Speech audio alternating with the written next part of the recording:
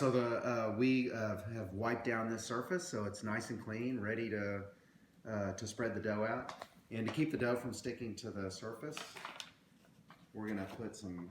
I'm just gonna sprinkle the flour on here like this, and that the dough is gonna be very sticky. It's been in the fridge, and so it's almost a little bit worse after it's been in the fridge. It's more sticky. So let's just have a look at it. And the other thing I'm going to use is to get it out of the bowl without just destroying it. Is we're going to use this the smaller round scraper that you bought, and just scrape the sides of the bowl with it to kind of help it come out of the bowl.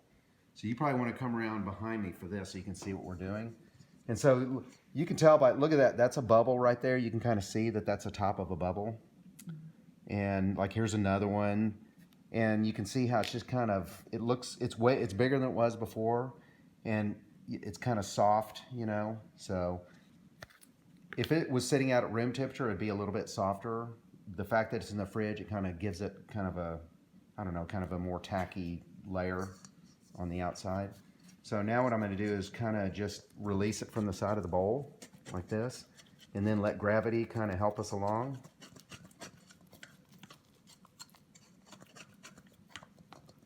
And we're going and we're going. So, you know, kind of the sides and the bottom.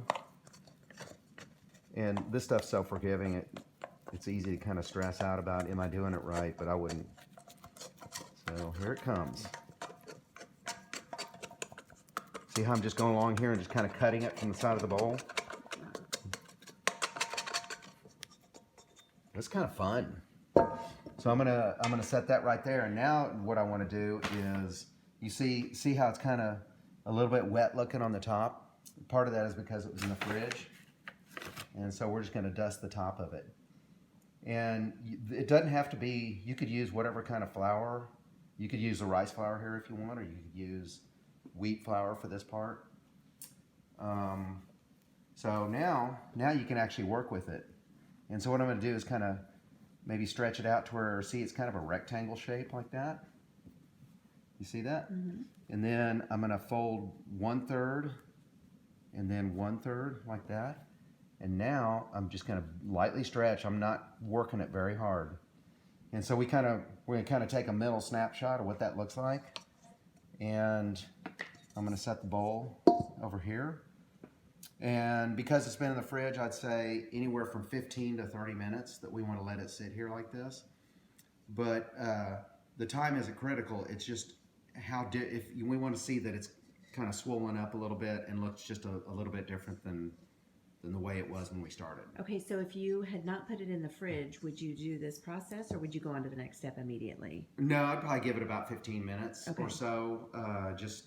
It's going to take a little bit of time because the next step is going to be for us to get the proofing basket ready. Okay, all right. And so if it was like really hustling along, like it's kind of hot, like a summer, and it's morphing really quickly, then I'm just going to go straight to do the proofing basket, and then it's a judgment call, and it's not really that critical. So okay, yeah. So normally the preferred method I think is going to be to spray this because it's easier, and so we don't have spray, so we're going to use some vegetable oil, and this is an omega-6. Probably not the best to have in your diet. Just thought I'd say that. So you probably get like a coconut oil spray is what we sometimes use. It really doesn't matter, whatever you're comfortable with, olive oil. So I'm just going to it's going to be a little bit kind of a messy process, but I'm just kind of rotating this around. I want to make sure the flour sticks to this proofing basket, so we may waste a wee bit of oil, but yeah, see that, how it's just kind of running along the sides? And I'm going to put a little bit more in here, and we can dump the excess out. Okay, that's a lot of excess, but well, it sounds like you want to dump the excess anyway. Yeah, I'm going to approve of the omega-6s. Yes. Yeah. All right. Okay, so now that'll do for what we need. Yeah, so we have a little bit of an oil mess over here. We'll clean up afterwards. So this is rice flour. Sometimes we use cornmeal. I think you could possibly use like tapioca powder, or you could even use flour. This is just a mechanism, a mechanical mechanism to keep the bread from sticking to the proofing basket. So let's see if I can, way easier with the spray. Yeah, because so you can see the oil kind of picked up some of the flour. That chunk right there.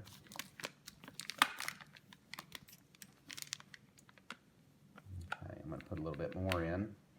We're going to overwhelm the system. I'm using more rice flour than I normally would, but with the spray, I think you'll be fine. You won't have to do it.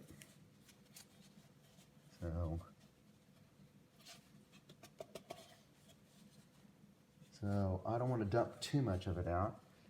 That's probably okay. There is kind of this chunk here. I'm going to dig out by hand. There we go. I bet this will work. All right, so that's a proofing basket ready for the flour, or for the dough. Let's see.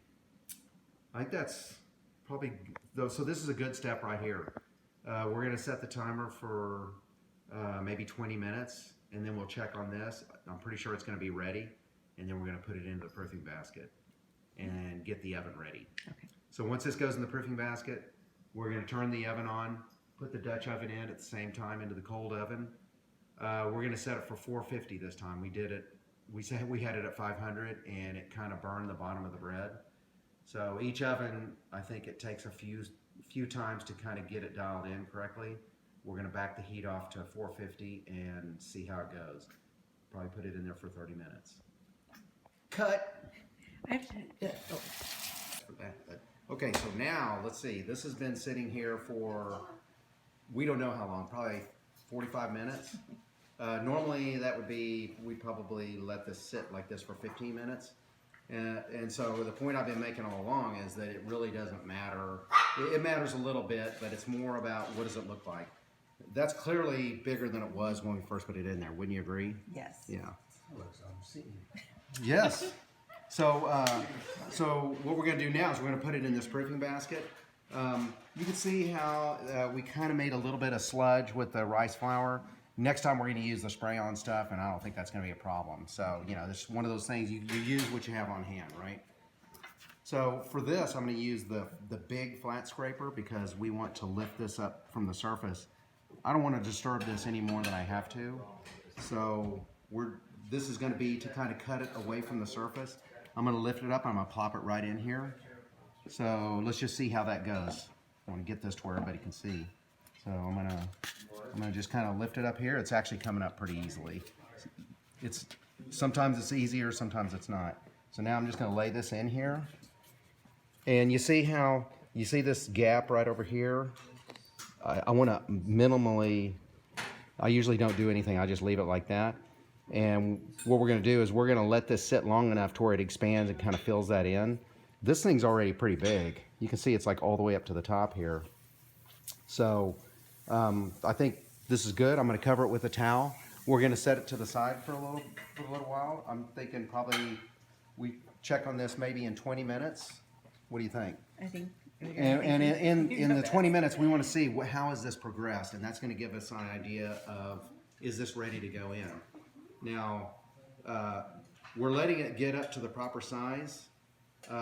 Even if it's a little bit smaller than this, we know that when we put it in the oven, because we're using something with a high heat capacity like the cast iron, it's going to, when this dough goes in there, it's going to heat it up very quickly, and we'll be able to experience oven spring. And that's going to cause it to puff up even if it's already at the end of its cycle. Yeah.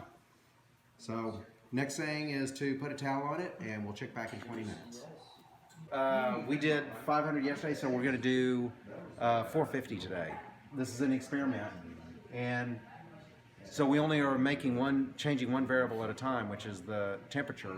I'm going to put it on convective bake like I did yesterday. And so I'm going to go ahead and put in the cast iron.